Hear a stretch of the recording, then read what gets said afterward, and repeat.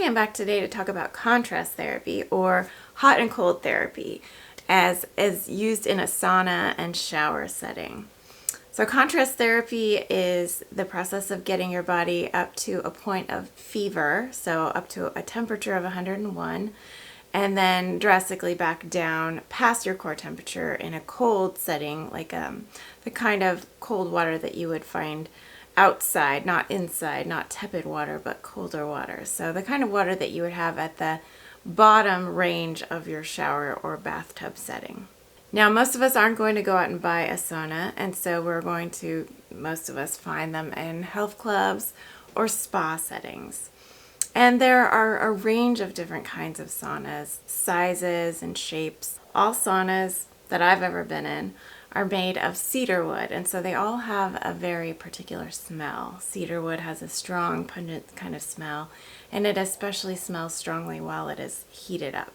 So it's got a dry environment, saunas, as opposed to a steam room, and your body temperature can rise pretty quickly in that dry, hot environment, and that's really the goal. Historically, we've thought about saunas as being a way to sweat out impurities and toxins.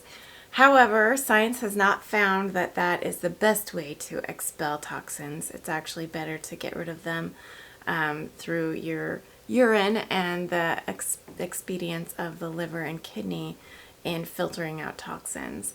But we do get rid of some hydrophilic heavy metals as we sit in sauna and get up to that temperature of 101. And so we do excrete some toxins.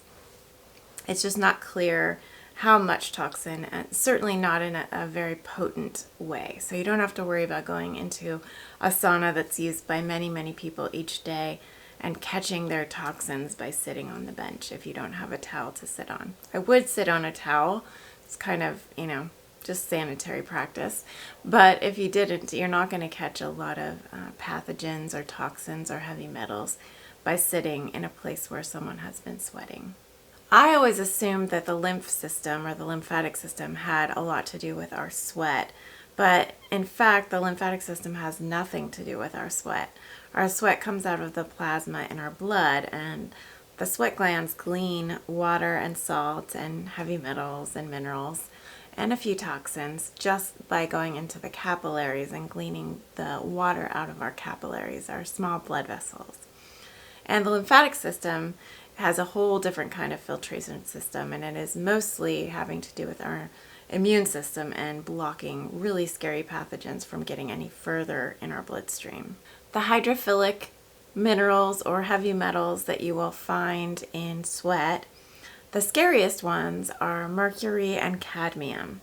Hydrophilic just means that they are compatible with a water environment, a water-based environment, and not a fat-based environment. So the main scary minerals or heavy metals that we would find are just like cadmium and mercury. Mercury especially is extremely toxic, and it's known to be associated with a number of disease states and autoimmune disorders especially. So it's really good to filter out the mercury. And we do have a lot of sources of mercury in our environment. And there's a theory that those of us with suboptimal detox capacity, so those of us who might have a polymorphism in our DNA that shows that we have a really hard time excreting and detoxing things like mold, for example, or heavy metals, that we would benefit a lot from this kind of hot-cold therapy and from sweating it out. So what do you expect when you're going to be visiting a sauna for the first time? I recommend visiting a sauna for the first time in a spa setting because spas are always more relaxing and a little less awkward. They're more of a kind of quiet and dark atmosphere. And so I feel most comfortable doing sauna in spa settings myself. However, spas are very expensive, and so a health club membership is a really good economical way to use a sauna on a more regular basis. So to experience a sauna, it's going to be different in every setting. The dimness of the lighting, the largeness of the space will always be different. And saunas usually have a couple of levels, so kind of stair-stepping up areas where you can get hotter if you're higher up or cool down if you're lower down in the atmosphere. Now, the big question is, how long should I stay in a single session in the sauna? How long is too long? How short is too short? And that's a hard one to answer because depending on the size of the sauna itself, some are very small and some are very large. And depending on how many times the door gets open while you're in there, letting in a lot of cold air, depending on how high you are in the sauna itself, whether you're on the top bench or the bottom bench, you will have a totally different experience depending on all of those factors. And there's no access to the thermostat in many cases for many saunas, so you can't necessarily turn the heat up or even know how hot it is. The way that saunas work are usually they're heated with an electrical element, electrical oven or stove. I think traditionally they were heated with more of a wood stove kind of a thing, but almost all of them are heated by a really, really high power electric heater these days. Sometimes that heater has stones on top of it and is made to be waterproof so that you can throw water on the stones. I don't ever bother doing that. There's no real benefit to throwing water on the stones. So I just kind of stay away from that because it seems like an electrical hazard to me. Gives me more stress than it would give me peace. So I don't bother with that part. But the question as to how long to stay in the sauna is best answered not by a time, but by a temperature or by your symptoms.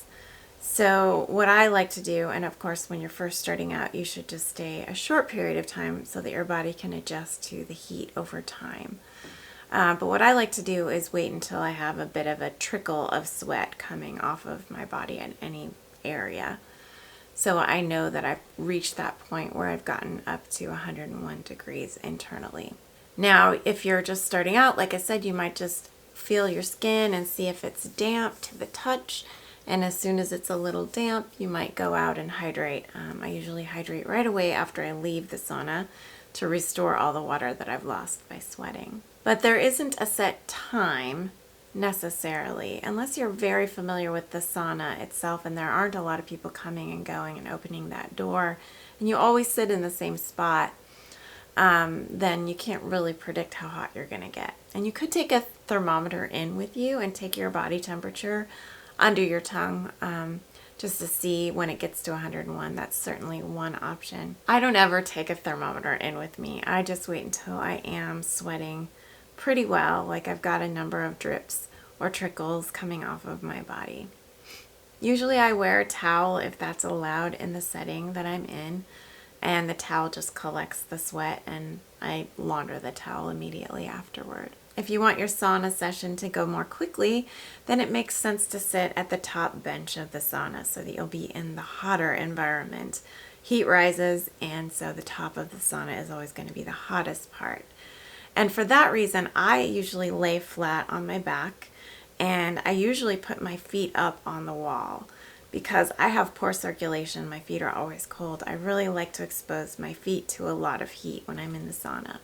And so I put my feet up kind of at a 90-degree angle and rest them on the wall. And I can tell when the sauna is at its hottest points because my toes start to burn a little bit. And I can feel kind of a hot sensation in my toes at that point. Sometimes that gets uncomfortable and I move my toes down and I just sit with my knees up. I still lay down with my knees up. I like to lay down. Most people sit up in the sauna, and that does keep your heart and your head at the hottest point, so that's good. But I like to lay down because it's just so much more comfortable and relaxing, and I like to meditate while I'm in the sauna. I actually have seen people bring their cell phones into the sauna, so I know it can be done. I imagine it doesn't do too much damage to the cell phone, but I really discourage you from bringing any distracting device in with you. I just think that it is such a great opportunity to get away from those kinds of stimulating devices and just take a break from them. So I don't recommend taking a cell phone or camera in. I don't even really recommend taking a drink in because sometimes you can burn yourself on like a ceramic mug if you bring that in because it gets really hot.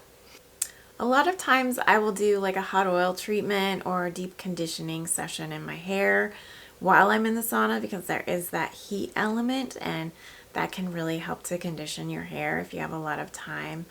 So that's one option that makes it a spa-like experience, even if you're not in a spa.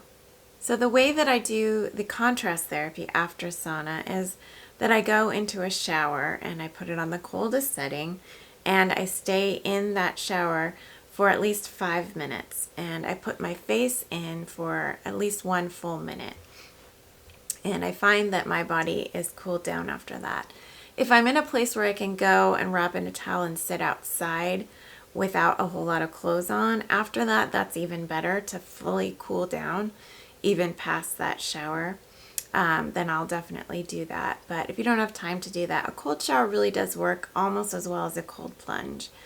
If you think about it, a cold plunge works when you have a lot of force, when you're plunging yourself in quickly, because the cold water is moving around your body and it's continually cooling your body off.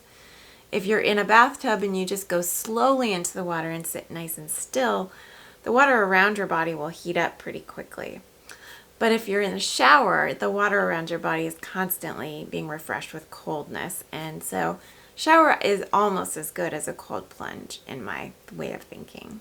I expect that there will be more and more scientific research being done on this contrast therapy, because it has been showing so many promising benefits, so many great outcomes for those with all kinds of diseases and dementia especially. So expect to see more evidence, and as time goes by, I will update all the research down below in the description so that it's up to date and has the most recent research for you. And I will see you in my next video. Take care.